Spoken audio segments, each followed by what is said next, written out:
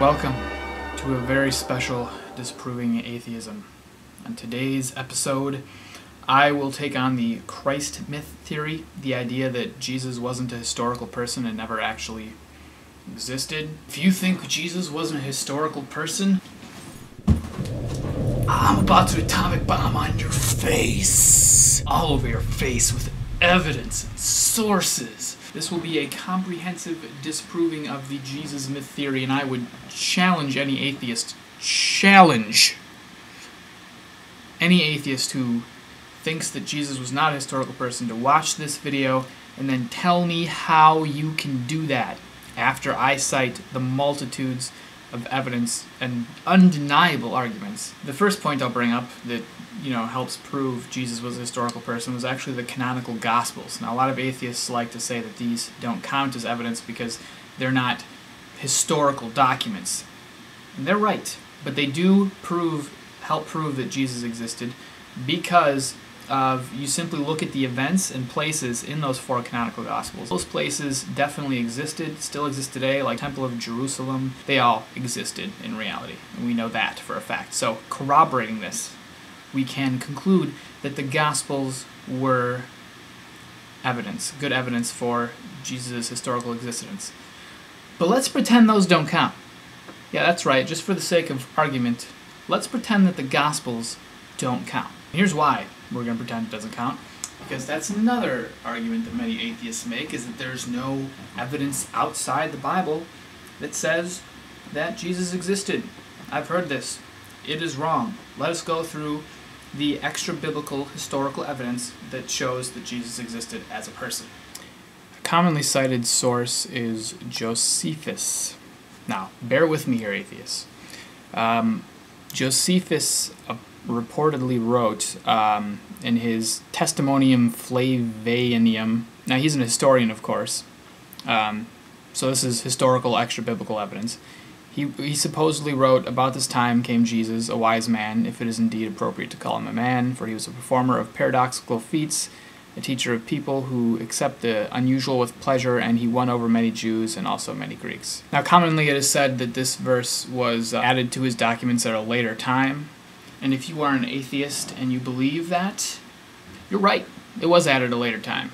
But that doesn't mean we can discount Josephus entirely. Josephus wrote a lot of things, and some of them do concern early Christianity, and so he does provide historical evidence for Jesus. This is what historians have concluded that Josephus actually wrote about Jesus.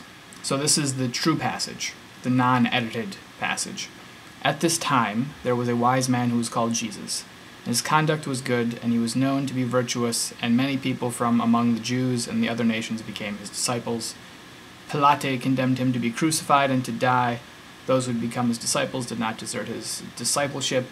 They reported that he had appeared to them 3 days after his crucifixion and that he was alive. Accordingly, he was perhaps the Messiah, concerning whom the prophets have recounted wonders." Just saying what other people said, as you can tell by the tone. So that passage is clearly more reliable. But I think that even some of you would find that passage suspect. So let's pretend it doesn't count.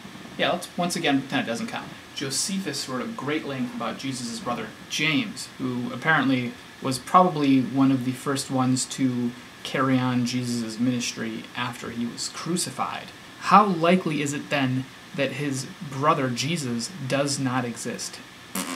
Not very. There's another good source. Tacitus. He's actually kind of an earlier source. He says, "Nero fastened the guilt of starting the blaze and inflicted the most exquisite tortures on a class hated for their abominations, called Christians, by the populace. Christius, from whom the name had its origin, suffered the extreme penalty during the reign of Tiberius." Christius is like the name he's using for Jesus. So that's just a short excerpt. But the reason this is considered genuine by most scholars is that it is basically a disparaging remark against the Christians. So if there had been later tampering with this passage in Tacitus's writings by Christians, it wouldn't have been so disparaging. The last one I'll touch on is written by a fellow named Marabar Sarapian. And he basically talked about, he was imprisoned by the Romans at a time, and he was writing about how various people through time had been crucified or put to death, but yet they were very wise people. And in this he mentions Jesus as one of those people. He actually uses the term the wise king of the Jews, but this is generally understood to be Jesus. That's 3 sources. That's all I'll go through in the interest of time. There are anywhere from 5 to 9 extra-biblical, historically minded sources confirming the existence of Jesus, depending on how you want to count them. What's that, atheist? Did I hear you say something? Oh, those sources aren't contemporary? So you only want to accept historical sources written while Jesus was alive? For one, it's practically a miracle if there are any historical sources on Jesus, since he was basically a poor lower-class citizen preaching amongst other poor lower-class citizens. So at the time, no one really thought he was important, and they just thought it was just another small, maybe uprising that would die out in time. That there's no contemporary historical sources for Jesus, so that means he didn't exist. Oh, okay. So now let's put more stipulations on that. Here's why you're wrong. That's not a valid point, and let me tell you why. No scholar has ever said that there has to be contemporary historical evidence of an ancient figure to prove that he existed. No one's ever said that. Do you want to think that? Fine, you know what? You go ahead and think that. That's right. Let's just pretend that point's valid. Because you know why? That puts Jesus in pretty good company, I must say. If you don't believe, atheist, that because there's no historical contemporary evidence for Jesus' existence, then guess who else you don't believe in? You don't believe in Plato, and screw Socrates. He might as well be Santa Claus in this scenario. You don't believe in Alexander the Great. You don't believe in various Roman emperors throughout history. Let's even take a look at Emperor Nero. He wasn't even born until after Jesus died. Even given the benefit that he was more important in the eyes of those people at the time, and died later, existed later, so therefore he's closer to our time, he has no contemporary historical sources. And no one's saying Emperor Nero didn't exist. Are you? Because that would be retarded, wouldn't it? And I hope that if you believe that because Jesus has no contemporary sources that you have to believe he doesn't exist, you better believe that Alexander the Great didn't exist. Here's a guy who died in 323 BC. But nevertheless, this dude changed the world in one fell swoop of invasion and mighty warring. So given that extra 300 years, even with that, his importance should have superseded that time. There should be contemporary sources of his existence, right? The only contemporary sources we have of him are tiny, tiny, tiny fragments. Some of his earliest sources come from people that weren't even born until after the Common Era. Our best source on Alexander the Great doesn't come till 2nd century AD. Now let's talk about Plato.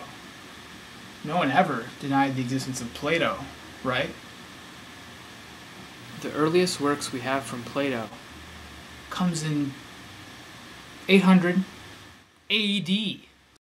If you've done nothing less than stand up in history class and vehemently deny the existence of Robin Hood and King Arthur, then you are definitely a hypocrite. Well, the jury's still out on King Arthur. Robin Hood is almost unanimously accepted to have existed in some form. The earliest references to Robin Hood come hundreds of years later in the form of songs. Given that, if you believe either of those people existed, you might as well believe in all order of leprechauns and unicorns and all kinds of nonsense. So, if you're going to believe that Jesus didn't exist because he didn't have contemporary sources, then you better believe that those people didn't exist, or you are illogical. Case closed.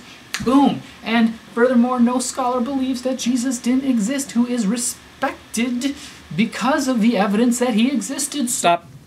Scholar time. Oh, look at all these quotes. So many quotes from established scholars. So many. So many. I'm being overwhelmed by quotes from legitimate scholars. So many. In support of the existence of Jesus. Experts in this field. It's practically unanimous. Okay, that's enough. What recourse do you have now but to lay down this? Was one historically existing dude.